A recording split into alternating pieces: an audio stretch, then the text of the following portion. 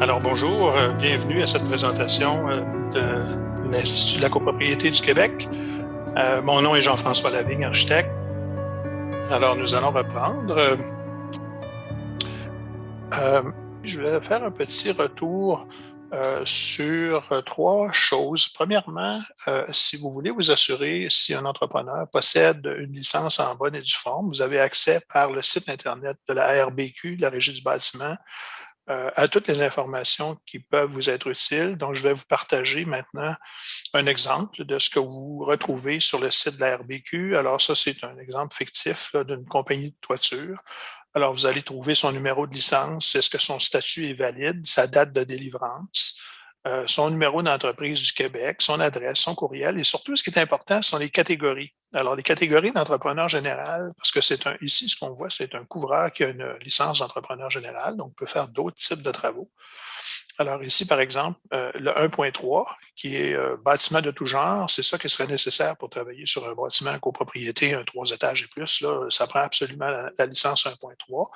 Et il y a aussi des catégories d'entrepreneurs spécialisés. Alors, vous voyez qu'il peut faire les portes et fenêtres. Hein? Donc, c'est un couvreur, mais il peut faire les portes et fenêtres, il peut faire des travaux d'isolation. Etc. Donc, c'est utile à savoir. Puis aussi, on voit qu'il est cautionné par l'UNIC, une compagnie connue, puis il y a un répondant. C'est un nom fictif que j'ai mis là parce que je ne voulais pas utiliser un exemple réel.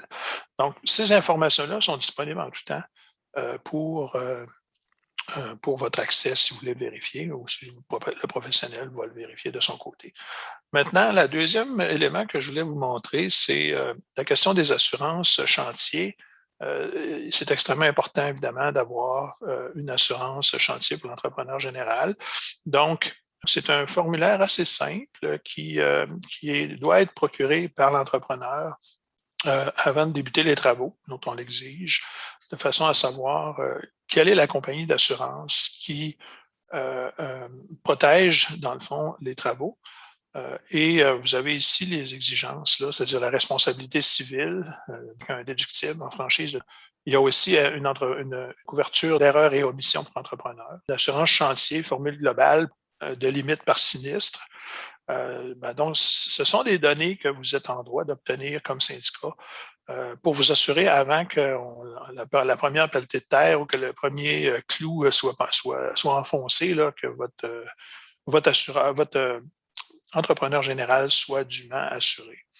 Un autre élément peut-être qui entre en ligne de compte, c'est la question des cautionnements. D'abord, qu'est-ce qu'un cautionnement? Un cautionnement, c'est une assurance que l'entrepreneur général va obtenir selon les besoins du projet. Alors, le premier type de cautionnement, c'est le cautionnement de soumission. Alors, dans les projets de copropriété, c'est très rare qu'on va exiger ça, à moins que les travaux soient vraiment substantiels. C'est pour éviter que l'entrepreneur qui a obtenu le contrat se retire parce qu'il y a eu quelque chose de plus lucratif ailleurs ou se rend compte qu'il a soumissionné trop bas, puis il ne veut pas l'avoir le contrat. Donc, on demande dans certains dossiers substantiels un cautionnement de soumission, c'est-à-dire que l'entrepreneur général obtient auprès d'une compagnie d'assurance une garantie qu'il va procéder s'il obtient la soumission, et sinon que la caution, la compagnie d'assurance, va défrayer un montant. Alors souvent, on va exiger 10 du montant du contrat. Ça peut monter vite. Hein. Si le contrat est 500 000, c'est 50 000 de caution. Alors, si l'entrepreneur soumissionnaire adjudicataire se retire, à ce moment-là, le maître de l'ouvrage, qui est le syndicat, pourrait obtenir de sa caution un dédommagement à la hauteur du montant ou du pourcentage requis. Ça, c'est le premier type de cautionnement. Le deuxième type de cautionnement, c'est le cautionnement d'exécution. Donc, ça, c'est un autre type d'assurance qui permet, dans le fond, de s'assurer que les travaux vont être réalisés. Le cautionnement d'exécution, lui, ce qu'il fait, c'est que l'entrepreneur général prend une assurance qui lui permet de se protéger en cas de défaut. Et la caution, donc l'assureur va pouvoir terminer les travaux. Je donne un exemple. L'entrepreneur obtient un contrat de 500 000, commence les travaux, paiement progressif, il y a, je ne sais pas, 100 000 déjà de reçus, il fait faillite. S'il n'y a pas de cautionnement d'exécution, vous allez devoir recommencer, chercher un autre entrepreneur pour compléter les travaux, puis ça va vous placer dans vraiment une position vraiment compliquée. Alors que s'il y a eu un cautionnement d'exécution, puis là, le montant, la proportion est à déterminer, ça peut être 50%, à ce moment-là, c'est l'assureur qui aura l'obligation de terminer les travaux de l'entrepreneur général failli. Alors, c'est une protection qui n'est pas à dédaigner quand il s'agit de travaux substantiels. Donc, je ne veux pas rentrer trop dans les détails. Retenez simplement que le cautionnement est une forme d'assurance qui est défrayée par l'entrepreneur général, mais que ultimement, les coûts vous reviennent dans le projet. Donc, c'est certain que c'est le client qui finit par payer.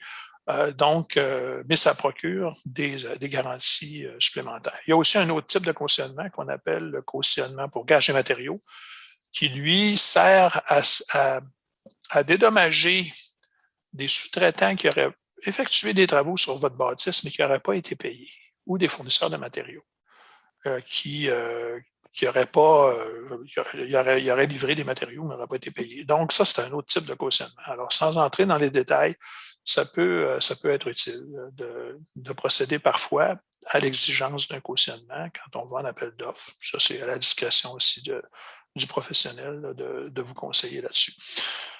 Je vais certainement répondre à la question qui vient de m'être soumise. Est-ce qu'un bureau d'architecte possède les compétences pour assumer la gestion d'un projet ou est-ce typiquement un service offert par ses cabinets? Il faut différencier la gestion de projet du point de vue de la réalisation des travaux de la surveillance de chantier. Alors, la gestion de projet fait référence au rôle que le gestionnaire de projet, qui est en général un entrepreneur, assume par rapport aux sous-traitants qui réalisent les travaux. Ça, c'est la gestion de projet. L'architecte, ce qu'il fait en général, ou l'ingénieur, s'il s'agit d'un dossier où il y a un ingénieur, c'est vraiment de la surveillance de travaux. Donc, ce n'est pas de la gestion de projet. On ne peut pas appeler ça de la gestion de travaux parce que c'est une surveillance qu'il exerce. Donc, il y a deux types de surveillance. Il y a la surveillance en continu, c'est-à-dire qu'on va envoyer un membre de notre équipe de tous les jours, à toutes les heures travailler sur le chantier. C'est simplement dans des très grands projets que ça s'exerce. De façon générale, au Québec, on exerce une surveillance partielle, c'est-à-dire à des moments spécifiquement déterminés, par exemple, quand il faut vérifier l'étanchéité du pare-vapeur, quand il faut vérifier si, disons, les finis sont en place, est-ce qu'on doit faire des listes de déficiences, etc. Donc ça, c'est la surveillance partielle. C'est la pratique courante quand il y a surveillance, parce qu'en général, puisque la surveillance n'est pas obligatoire au Québec, souvent on se passe de nos services et ça donne ce que ça donne. Voilà. Alors, on est rendu, dans le fond, au dernier bloc qui vise à traiter, là, si vous vous souvenez de mon ordre du jour. Donc, alors, nous étions rendus, là, on a parlé de négocier le contrat avec l'entrepreneur. On a parlé des types de contrats, à forfait, à coût majoré. On a parlé aussi du contrat de gestion. Alors maintenant, on arrive au début des travaux.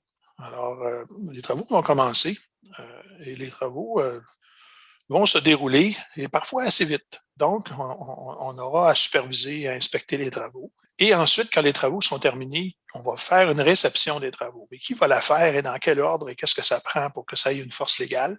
Et finalement, brièvement, on va parler des garanties applicables. Donc, je reviens à mon propos. Alors, donc, si on considère, par exemple, que les plans et devis ont été dûment mis en référence dans le contrat de l'entrepreneur général et qu'il doit se conformer à ces plans et devis-là. Donc, après ça, il faut déterminer qui va surveiller les travaux. Et trop souvent, ce qui arrive, c'est qu'on voit le rôle du professionnel à ce moment-là comme une dépense inutile. Donc, on dit, bon, écoutez, on a payé le professionnel pour nous faire des beaux plans de vie, on a le permis en main, on a un entrepreneur qu'on a choisi sur référence, on sait qu'il est fiable. Bon, la vie est belle, commençons, puis c'est l'entrepreneur qui va s'auto-surveiller.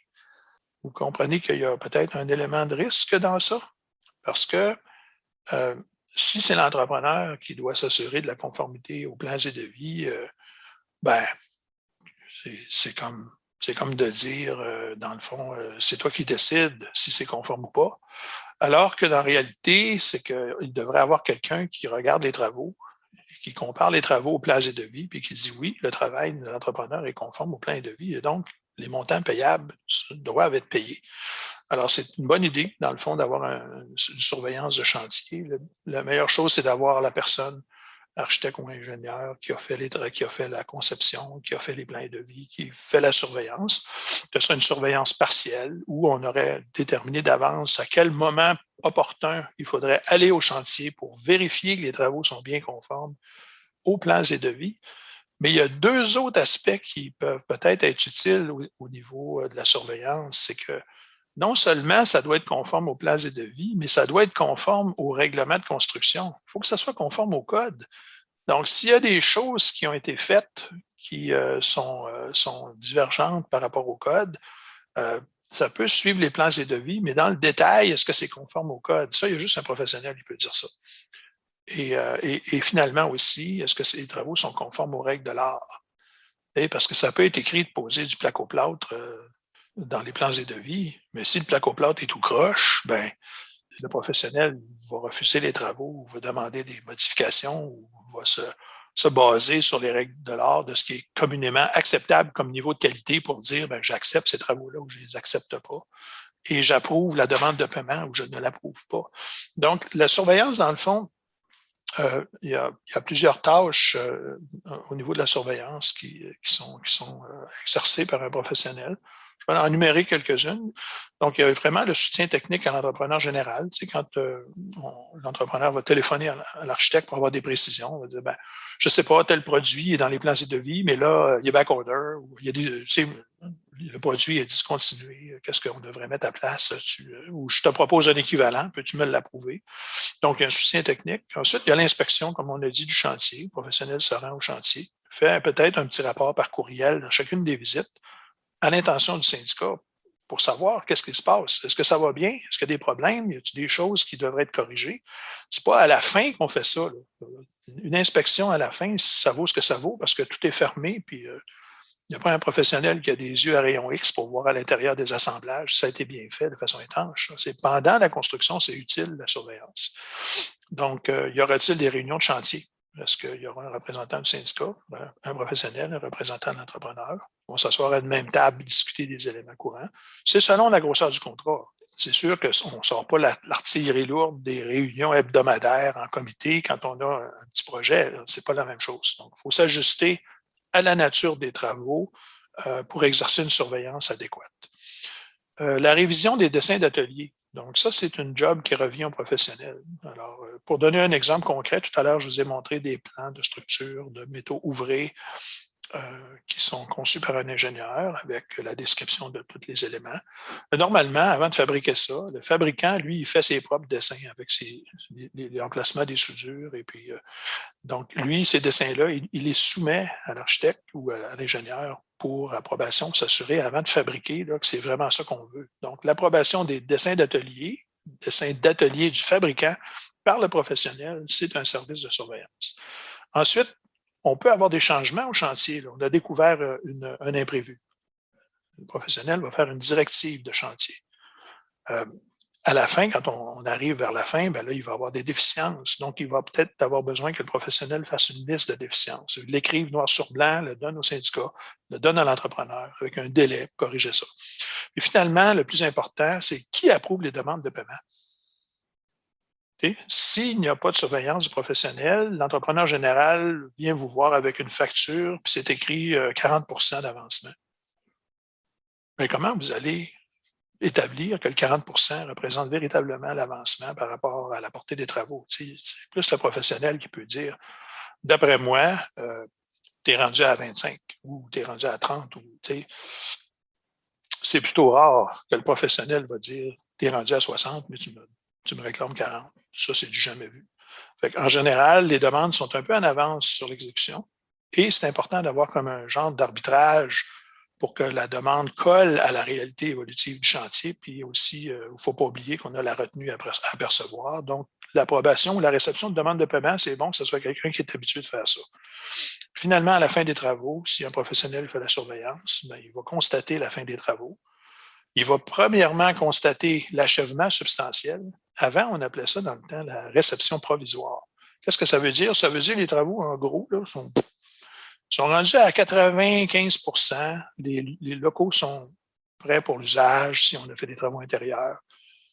Les travaux extérieurs sont complétés. Il reste peut-être un peu de calfeutrage qui manque, certaines déficiences, mais dans l'ensemble, le contrat est achevé substantiellement.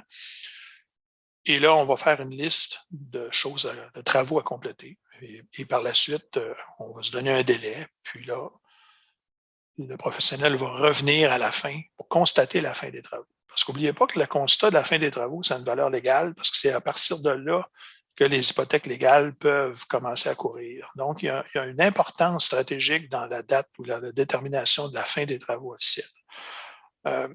Maintenant, d'habitude, il y a une trace papier de ça. Il y a un certificat de fin des travaux. Là. Il y a des formulaires normalisés de l'Ordre des architectes. Un certificat d'achèvement substantiel, par exemple. C'est un formulaire, dans le fond, qui constate qu'à telle date, il y avait des travaux à achever, à parachever, à corriger ou à réparer. Donc ici, ça, c'est un exemple fictif. Là. Il restait juste, dans le fond, à fournir les clés, puis des panneaux d'accès, des ferme-portes, des choses comme ça. Fait que, dans le fond, les locaux étaient terminés. C'est un certificat d'achèvement substantiel. Et à la fin, il y aurait un certificat de fin des travaux. Alors, donc, ce sont des bornes ou des constats. Ils sont utiles au donneur d'ouvrage qui est le syndicat. J'ai effectivement parlé d'hypothèque légale. Donc, la pratique de l'hypothèque légale est, en résumé, dans le fond, c'est qu'un entrepreneur ou un fournisseur de matériaux peut enregistrer une hypothèque légale sur un projet de construction ou de transformation. Il doit d'abord, la première étape, c'est de dénoncer son contrat. C'est-à-dire qu'avant même que les travaux commencent, le sous-traitant envoie une lettre au syndicat à l'effet qu'il vient de signer un contrat avec l'entrepreneur général pour tel montant. Ou le fournisseur de matériaux envoie une lettre au syndicat, puis il vous dénonce son contrat. Il vous dit que lui, là, il va être le fournisseur officiel des matériaux qui vont être incorporés à l'ouvrage, donc ils vont être ajoutés à votre bâtiment. Une fois que cette dénonciation-là est en cours légal, ça ne vous crée pas de préjudice. C'est simplement une information. Parce que n'oubliez pas, votre contrat comme maître de l'ouvrage, le syndicat, c'est avec l'entrepreneur général. Vous n'avez pas de lien contractuel avec les sous-traitants. Alors, pour pallier à cette absence de lien, le sous-traitant vous dénonce son contrat. Et là, par la suite, il fait ses travaux. Un plombier, un électricien, n'importe qui, il fait ses travaux. Le fournisseur de matériaux fournit ses matériaux, les livres, etc. Et survient une problématique de non-paiement. Donc, le général, pour des raisons qui peuvent être de toute nature, n'a pas payé ses sous-traitants. Donc là, le sous-traitant dit, mais je m'excuse, là, mais j'ai fourni des matériaux qui sont incorporés à votre bâtiment. Donc, il demande d'être payé. Puis s'il n'est pas payé, bien, il inscrit une hypothèque légale. Donc, c'est une possibilité de recours légal contre le syndicat. C'est-à-dire que si l'entrepreneur, mettons, aurait failli ou aurait fait défaut de payer ses sous-traitants et ses fournisseurs de matériaux, ceux qui ont dénoncé leur contrat vont revenir contre le syndicat pour exiger le paiement des matériaux et de la main-d'œuvre. Par contre, ça ne dure pas éternellement une hypothèque légale. Donc, il faut qu'il intente une poursuite en bonne et due forme au bout d'un certain délai que vous discuterez avec votre conseiller juridique, là, votre avocat habituel, quand vous aurez une problématique comme ça. Mais c'est un processus qui est assez complexe parce que, par exemple, sur un bâtiment de copropriété, moi, j'ai vu des hypothèques légales être inscrites contre tous les copropriétaires séparément. Alors, imaginez la complexité de ça. Il y a des copropriétaires qui vont se faire défendre par un avocat, qui n'est pas l'avocat du syndicat, etc. Donc, ça peut donner un vrai pot, une boîte de Pandore. Mais c'est un recours qui est couvert par le Code civil. L'hypothèque légale est une façon d'empêcher les gens de travailler pour rien et de ne pas être payés. Alors, et même l'architecte peut inscrire une hypothèque légale sur un projet s'il n'est pas payé. Donc, il y a un ordre de priorité dans l'exercice des hypothèques légales, des droits qui sont relatifs à ça. Je pense que ça va de l'ouvrier qui a travaillé de ses mains jusqu'à... Et ça descend là. Et les professionnels sont probablement plus bas dans la liste que les ouvriers et les fournisseurs de matériaux. Donc, je ne sais pas si ça résume, là, mais je ne veux pas m'étendre trop sur la notion de l'hypothèque légale, parce que c'est vraiment une considération juridique à garder en tête. Bon, donc, on a fait pas mal le tour de la supervision puis de l'inspection. Donc, on a dit qu'il y avait une utilité technique pour la surveillance, s'assurer que les travaux sont conformes au plan et devis dont on a convenu avec l'entrepreneur général, qui sont conformes au Code de construction du Québec et qui finalement ils sont conformes aux règles de l'art. Donc, c'est ça le but de la surveillance d'un point de vue technique. D'un point de vue légal, la surveillance, elle fait quelque chose aussi.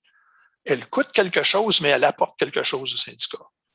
Bon, s'il n'y a pas de surveillance, le professionnel, architecte ou ingénieur, ne sera responsable que de ses plans et devis. Alors, s'il y a un problème durant la construction, il n'en sera pas responsable.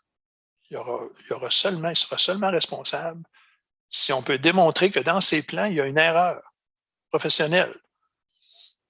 Tandis que si le syndicat engage un professionnel pour faire la surveillance des travaux, bien là, le professionnel, architecte ou ingénieur, il est responsable conjointement et solidairement, on dit dans le Code civil, de l'exécution des travaux. Il peut être poursuivi parce que les travaux ont été mal faits, pas seulement parce qu'il aurait fait une erreur, une omission dans la conception et dans ses documents, mais également parce qu'il a laissé passer quelque chose au chantier qui n'était pas conforme et qui a entraîné des dommages pour le syndicat. Donc, voyez-vous le coût du professionnel au chantier par rapport à la possibilité de recours, c'est à débattre. C'est pas toujours évident, mais c'est toujours mieux d'avoir des travaux surveillés que des travaux pas surveillés. Parce que, bon, voilà, je vais dire ça comme ça. C'est vraiment la double utilité de la surveillance, donc l'utilité légale et l'utilité technique. Et là, on a fait, dans le fond, on arrive à la fin du cycle de construction. Les travaux sont pratiquement terminés. Je vous ai montré les certificats d'achèvement substantiel, un certificat de fin des travaux qui était tout à fait pratique. Donc, qui fait la réception des travaux? Est-ce que le professionnel qui n'a pas surveillé peut faire la réception des travaux? La réponse est évidente. C'est non. Quoique j'ai déjà vu un cas, là, mais ça, c'est un cas, c'est un farfelu. Là. Nous, on n'accepterait jamais de produire un certificat de fin de travaux ou un certificat de réception provisoire ou substantiellement achevé si on n'avait pas surveillé le chantier. Parce que là, c'est comme se mettre la tête sur le bio pour des choses qu'on n'a jamais constatées. Donc, voyez-vous, il y a comme un lien entre les deux. Si on veut qu'il y ait à la fin un constat officiel de la fin des travaux avec une liste de déficiences, qu'on convienne avec l'entrepreneur qu'on va compléter les travaux, ben, il faut qu'il y ait une surveillance. S'il n'y a pas de surveillance, ben, dans le fond, la responsabilité de l'architecte s'arrête au moment où les travaux commencent. Ça mérite qu'on réfléchisse un peu à ça collectivement quand on travaille avec des professionnels pour faire des travaux de construction. Il y a aussi la possibilité qu'il y ait des travaux différés. Ça arrive souvent. Les travaux retardent, on se fait prendre par l'hiver, puis là, ils ont massacré le gazon, ils ont arraché les arbustes. L'asphalte n'est pas fini, bon, je ne sais pas quoi. Là. Donc, à ce moment-là, dans le certificat d'achèvement substantiel, il va y avoir une liste de travaux différés où l'entrepreneur s'engage à réaliser les travaux différés au plus tôt possible selon les conditions climatiques au printemps suivant. Et là, la question survient, combien ça coûte? Parce que si ces travaux différés-là représentent 10 du contrat, ben, il faut que quelqu'un le dise, il faut que ça soit écrit, et il faut retenir le montant. Parce que ce n'est pas au syndicat de payer pour des travaux différés en avance. Parce que sinon, on risque de voir l'entrepreneur déguerpir en se disant j'ai fait mon argent. Donc, c'est bien, bien, bien important que s'il y a des travaux différés, qu'il y ait un montant estimé. Et là, s'il y a un professionnel qui surveille, ça va être relativement facile d'établir, parce que là, on a la quantité, on sait combien, qu'est-ce qu'il faut faire, qu'on va reporter au printemps pour compléter le projet à 100 %. Alors, ça, c'est vraiment, ça complète le point 8, qui est la réception des travaux. Et là, on va passer au point 9, que couvraient les garanties applicables. Donc, quelles sont les garanties applicables? D'abord, il y a les garanties inhérentes au contrat. Tout à l'heure, on a parlé de cautionnement. Donc, déjà là, ce sont des éléments de garantie qu'on aurait exigés si on avait demandé un cautionnement de soumission ou un cautionnement d'exécution. On serait certainement garanti que les travaux vont avoir lieu et vont être complétés.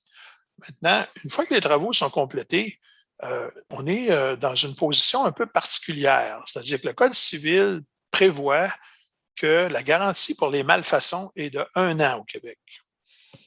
Ça paraît vraiment court, ça l'est effectivement, mais en général, ça peut être adéquat pour constater des éléments évidents qui surgissent dans la première année. Le mot le dit, un beau mot français, une malfaçon, ça veut dire c'est mal fait. Donc, si on a tout à coup, je vais vous donner un exemple, on a fait un exemple réel, on a rafraîchi les corridors, on a installé des boiseries en MDF, puis la journée de la fin des travaux, c'était magnifique. Hein? Ah, le peintre avait fait un beau travail. Ah, c'était émouvant tellement c'était beau. Par contre, dans les semaines et les mois qui ont passé avec le cycle de sécheresse hivernale, ça a craqué de partout. Bon, alors, c'est véritablement une malfaçon parce que au départ, peut-être les espacements requis pour la dilatation du MDF, ça se dilate, hein, du MDF, n'étaient pas respectés, la façon que ça a été cloué, peu importe. On a une malfaçon. Donc là, il y a un recours vraiment immédiat. Et de plus en plus, c'est une pratique qu'on voyait plus en Ontario, mais au Québec, de plus en plus, on demande qu'un an, presque un an après la fin des travaux, que le professionnel revienne faire son tour pour constater des malfaçons apparentes. Ça, on fait ça de temps à autre. Je dirais que ce n'est pas la majorité des contrats, là, mais ça peut-être un 10% maintenant des contrats. Les gens sont conscients que pour exercer leur garantie en vertu des malfaçons, c'est l'article 21.20 du Code civil, à ce moment-là, c'est important de faire un constat. Je peux partager quelques articles. Je vais aller chercher le 21.20 au bénéfice des personnes qui ne sont pas familières avec ça. Alors voici, ça c'est le 21.20. Donc, il dit l'entrepreneur, l'architecte et l'ingénieur pour les travaux qu'ils ont dirigés ou surveillés. C'est important. S'il n'y a pas de surveillance, là, il reste juste l'entrepreneur sur cette ligne-là. Et le cas échéant, le sous-entrepreneur pour les travaux qu'il a exécutés sont tenus conjointement pendant 1 an de garantir l'ouvrage contre les malfaçons existantes au moment de la réception ou découvertes dans l'année qui suit la réception. Donc, vous êtes couvert. Quand on veut exercer un recours en vertu du Code civil, évidemment, on est mieux de se faire accompagner par un professionnel du droit, conseiller juridique, avocat, avocate. Là, on tombe dans une autre. Mais normalement, les entrepreneurs compétents et de bonne réputation vont éviter un litige en venant réparer des éléments évidents, apparents, parce que c'est difficilement contestable. Difficilement contestable. Ensuite, il y a d'autres articles du Code là, qui couvrent après ça la question des vices de construction. On a toute la section sur les vices cachés, ça c'est dans le 1081. Ici, dans le 1081, on dit le syndicat peut intenter toute action fondée sur un vice caché, un vice de conception ou de construction de l'immeuble ou un vice de sol. Dans le cas où les vices concernent des parties privatives, le syndicat ne peut agir sans avoir obtenu l'autorisation du copropriétaire de ces parties. Déjà là, il y a une possibilité de recours du syndicat par rapport à un problème qui survient après l'année de garantie du Code civil pour les malfaçons. Sauf que, bon, on sait qu'il y a une mécanique pour les vices cachés. Il faut démontrer que la cause était présente lors de la construction et que ça constitue quand même un élément majeur. Et quand on l'a découvert, je pense qu'on a 6 mois pour intenter, d'abord dénoncer, puis ensuite on a 3 ans pour intenter une poursuite formelle pour vice caché. Donc, je ne veux pas jouer à l'avocat, mais je vous recommande, dans ce cas-là, si vous avez été victime de l'apparition d'un défaut de construction majeur après la période de garantie du Code civil en vertu des malfaçons d'1 an, là, vous avez peut-être en face de vous un vice caché qui se qualifierait pour un recours. Finalement, dans les petits éléments du Code civil que je voudrais souligner pour vous, il y a évidemment des articles sur les contrats qui sont à lire. Et ça, le Code civil, évidemment, est en ligne. Hein, on peut constater ça n'importe quand. Donc, vous avez actuellement le 2109 là, qui nous dit lorsque le contrat est à forfait, le client doit payer le prix convenu et il ne peut prétendre à une diminution du prix en faisant valoir que l'ouvrage ou le service exigé a exigé moins de travail ou a coûté moins cher qu'il n'était prévu. C'est logique. Pareillement, l'entrepreneur ou le prestataire de service ne peut prétendre à une augmentation du prix pour un motif contraire. Ça aurait coûté plus cher à exécuter. D'ailleurs, il va y avoir plusieurs recours qui vont se faire en vertu des hausses soudaines des prix de construction sur des mandats à forfait. Il faut s'attendre à ça si on n'est pas sorti de l'auberge, comme on dit. Bon, ensuite, dans les autres dispositions, celle-ci qui complète un petit peu mon propos sur la réception des travaux. Alors, l'article 21.10, le client, dans ce cas-ci, on pourrait parler du syndicat, est tenu de recevoir l'ouvrage à la fin des travaux. Celle-ci, la réception, a lieu lorsque l'ouvrage est exécuté et en état de servir conformément à l'usage auquel on le destine. La réception de l'ouvrage est l'acte par lequel le client déclare l'accepter avec ou sans réserve. Donc, le rôle de la liste de déficientes, ça peut être vraiment utile parce qu'au moment où on fait la réception, il faut établir s'il y a des choses à finir ou à corriger. Puis le 21.11 dit que le client n'est pas tenu de payer le prix avant la réception de l'ouvrage. Donc ça, c'est un peu large comme affirmation. On sait qu'on a une mécanique de paiement progressif qui entre en jeu. On sait qu'on a une retenue de 10 qu'on va garder jusqu'à la fin, 35 jours passés la fin des travaux, qui sera remise à l'entrepreneur s'il n'y a pas de travaux différés. Alors, c'est quand même bon à savoir pour un syndicat que je continue sur la lecture du 21.11. Lors du paiement, ça c'est le syndicat, le client en l'occurrence, peut retenir sur le prix jusqu'à ce que les réparations ou les corrections soient faites à l'ouvrage, une somme suffisante pour satisfaire aux réserves faites quant aux vices ou malfaçons apparents qui existaient lors de la réception. Ça ne peut pas être plus clair que ça. Donc, ça prend une liste de déficiences de façon à exercer ce droit-là pour exiger que le contrat soit entièrement terminé à la satisfaction du syndicat et conformément au plan et devis, au code de construction et aux règles de l'art. Le 21.12, moi, je l'aime bien parce que ça nous aide, nous autres, dans des dossiers légaux. Si les parties, donc syndicat d'une part, entrepreneur d'autre part, ne s'entendent pas sur la somme à retenir et les travaux à compléter, l'évaluation est faite par un expert que désigne les parties ou, à défaut, le tribunal. On dit que c'est souvent un professionnel externe qui va établir les sommes relatives aux travaux à compléter. Et finalement, le 21.13, je termine avec ça. Le client qui accepte, le client, là, on peut remplacer syndicat par client.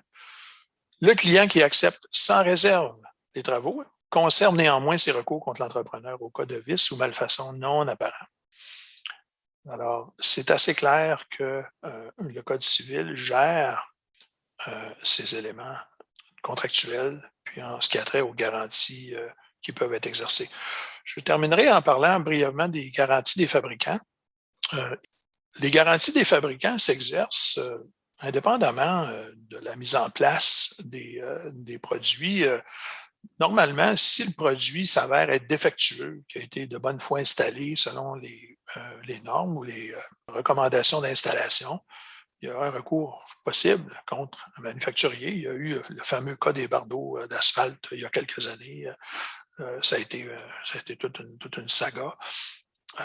Donc, les garanties des fabricants, c'est important d'en prendre connaissance. Je peux partager un exemple de garantie dans le domaine des toitures, par exemple. Il y a des programmes de garantie. Alors, il y a plusieurs types de programmes de garantie. Il y a des garanties qui ne couvrent que le matériau fourni à l'entrepreneur. Il y a des garanties qui couvrent le système, c'est-à-dire l'isolation, la membrane, les membranes géotextiles, tout le complexe d'étanchéité. Si on voit la garantie Mammouth Plus, Mammouth Platinum, en tout cas, ils ont des noms accrocheurs. Et il y a différents types de garanties. Alors, vous voyez, les durées ici, ça varie là, de 5 à 20 ans. Donc, évidemment, quand on veut obtenir une garantie pour une toiture à bassin de cette nature pour une durée de 20 ans, il y a des étapes à franchir. C'est-à-dire qu'on doit déclarer à la compagnie fabriquant les produits, en l'occurrence Soprema, mais ce serait la même chose si vous aviez comme fournisseur la compagnie ICO, par exemple. on doit déclarer ça et ils vont envoyer généralement un inspecteur lors des travaux. Le fabricant des produits envoie un inspecteur, donc il exerce un regard sur la mise en place des produits de toiture pour que vous ayez comme syndicat une assurance additionnelle en cas de défaillance des produits. Parce qu'il peut survenir que l'entrepreneur a quitté la pratique, il a fermé boutique, il a fait un abandon des affaires, il a changé de nom, il a fait faillite, il a été enlevé par des extraterrestres, peu importe la cause. Mais le fournisseur, lui, de matériaux, le fabricant, il y a des bonnes chances qu'il soit encore là. Donc, ce sont des garanties qu'il faut regarder. Puis le professionnel, d'habitude, va être au courant de ça et peut vous conseiller comme syndicat. Alors, ça termine pas mal la présentation. Donc, je suis bien conscient que il y a des syndicats de grands bâtiments, des syndicats de petits bâtiments dans la session. Donc, c'est selon la portée des travaux, dans le fond, qu'il faut contrôler le processus de gestion des travaux. Donc, ici, là, je vais vous partager tout simplement, en terminant, un petit accès à notre site web, juste pour vous montrer qu'il y a des articles peut-être qui peuvent vous intéresser. Et pour les copropriétés comme telles, si vous allez dans l'onglet Services, vous allez retrouver des articles que j'ai rédigés pour le magazine Copropriété Plus. Donc, si vous êtes déjà dans le réseau de Condo Marketing, vous recevez le magazine électronique Copropriété Plus, qui est vraiment une manne d'informations. Et trimestriellement, j'ai toujours une chronique là-dedans. Donc, vous pouvez retrouver sous l'onglet Services, ces articles-là, qui touchent un peu à tout. Là, comment le dernier article que j'ai publié avant début de l'été, c'était comment gérer les dépassements de coûts. Ensuite, j'en ai un sur la recharge électrique, la condensation, infiltration, les problèmes, les réparations durables, l'appel d'offres, la surveillance des travaux. Il y a toute une série d'articles qui peuvent être intéressants, utiles pour les syndicats. Ensuite, bien, on a notre page Facebook ça, c'est plus au niveau de la vie du bureau. Là. Puis, on a des chroniques sur des projets, là, toutes sortes de choses qui surgissent au quotidien. Donc, je vous invite à fouiller là-dedans si besoin est pour en savoir plus. Puis, on est toujours disponible à travers le réseau. Puis, finalement, cette vidéo de la conférence d'aujourd'hui sera disponible sur expocondo.ca. Donc, M. Touin, puis j'aimerais le remercier en terminant pour m'avoir donné la chance de parler à autant de personnes sur un sujet que vous voyez peut avoir une certaine complexité. Donc, sur ce, je vous souhaite une très bonne fin de journée. Merci.